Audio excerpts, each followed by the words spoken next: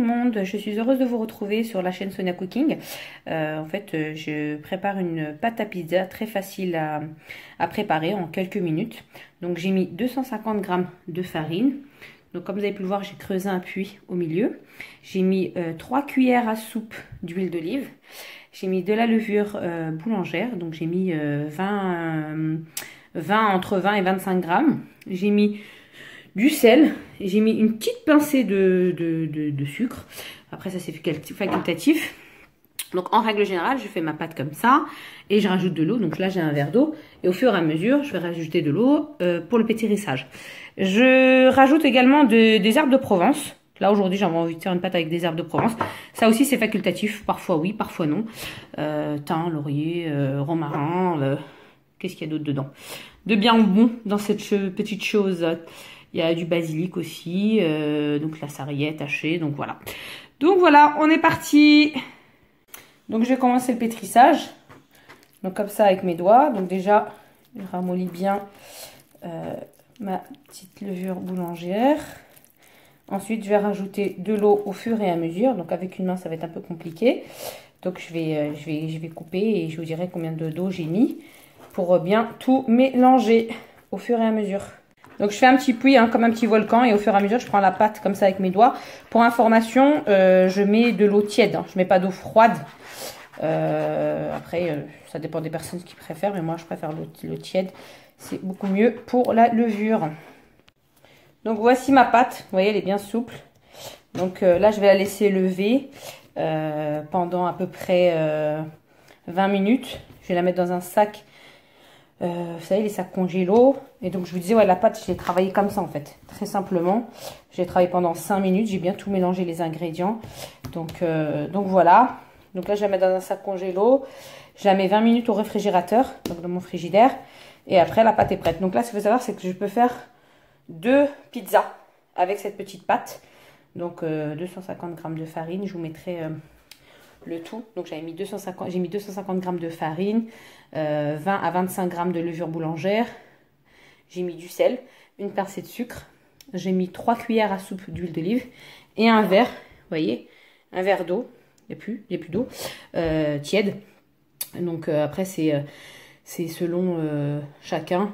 Mon verre doit faire, je vais regarder combien il fait à peu près d'ml. Je vais mesurer avec un verre spécifique. Et donc comme je vous ai dit, je vais mettre des herbes de Provence. Donc là, je peux les mettre dès maintenant.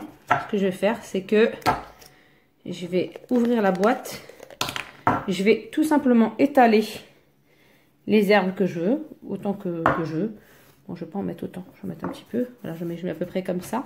Et je vais travailler encore une fois ma pâte, juste histoire de bien la mélanger. Comme ça, à la main.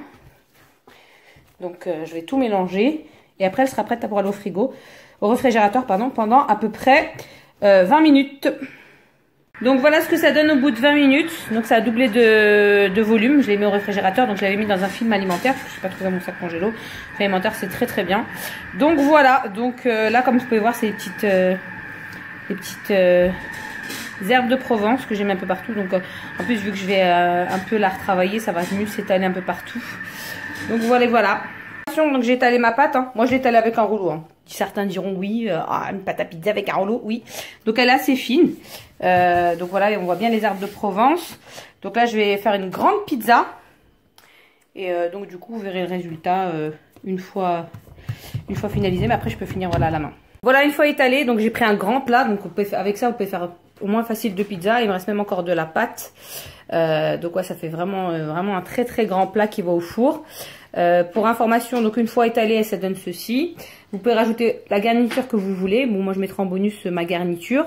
Pour information, pour Madame Vadrouille, vous n'avez plus aucune excuse pour faire la pâte à pizza. Ouais, moi je sais pas faire la pâte à pizza, je préfère acheter celle du commerce, à chaque fois je la rate. Donc je pense avec cette recette quand même assez facile, tu pourras facilement la faire. Donc j'ai pas cité ton prénom, donc je pense que tu vas te reconnaître. Donc pour ceux que ça intéresse, en bonus, voici comment je fais ma sauce. Donc moi j'ai mis de l'huile d'olive, j'ai fait revenir ça avec des échalotes, donc 2 échalotes. Donc là je continue à faire en même temps frire mes aubergines.